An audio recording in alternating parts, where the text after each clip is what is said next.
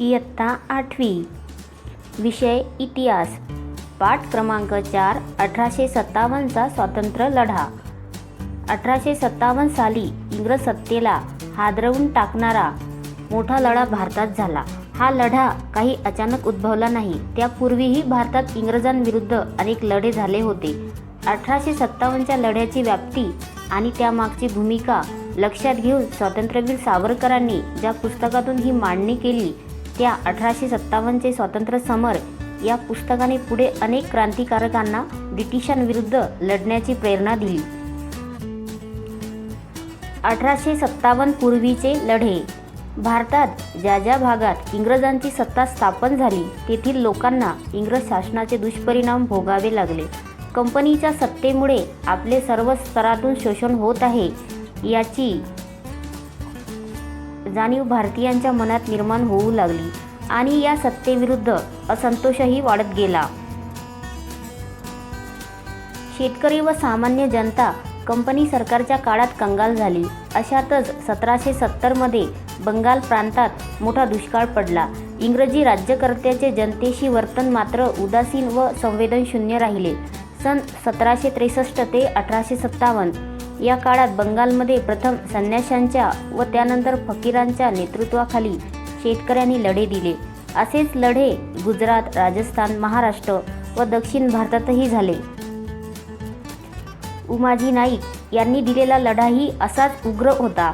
उमाजींनी आपल्या रामोशी बांधवांना व स्थानिक युवकांना संघटित करून इंग्रजांविरुद्ध बंड केले. त्यांनी एक जाहीरनामा काढून इंग्रजांविरुद्ध लढा देण्याचे व इंग्रजी सत्ता झुगारून देण्याचे आवाहन केले.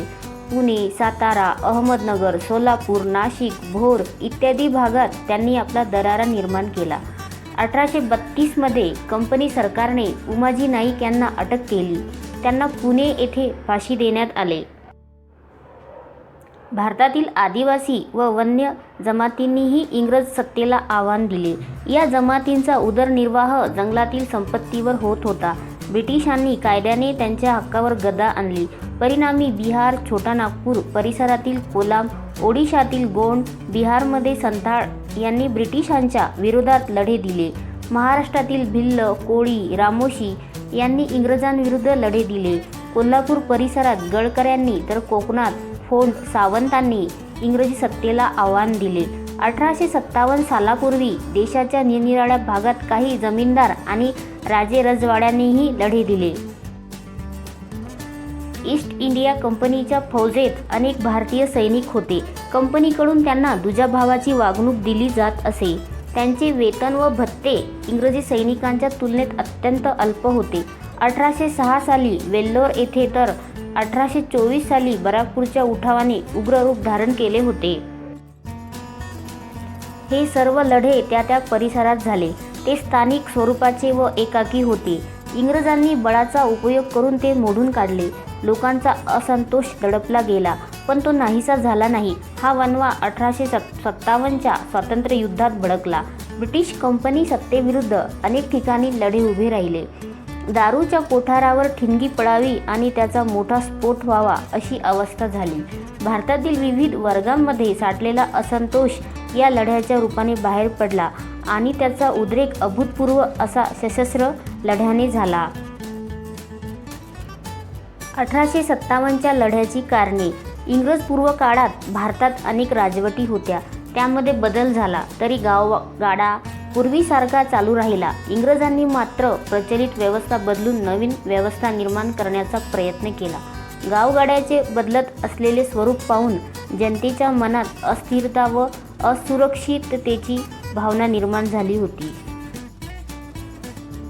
आर्थिक कारणे. इंग्रजांनी आर्थिक उत्पन्न वाढवण्यासाठी नवीन महसूल पद्धत अंमलात आणली. शेतकऱ्यांकडून जबरदस्तीने महसुलाची वसुली केली जायची. पर्यायाने शेती व्यवस्था कोलमडून पडली. इंग्लंडच्या बाजारपेठेतील माल भारतात खपवून आर्थिक लाभ घेण्याचे ब्रिटिशांचे धोरण होते.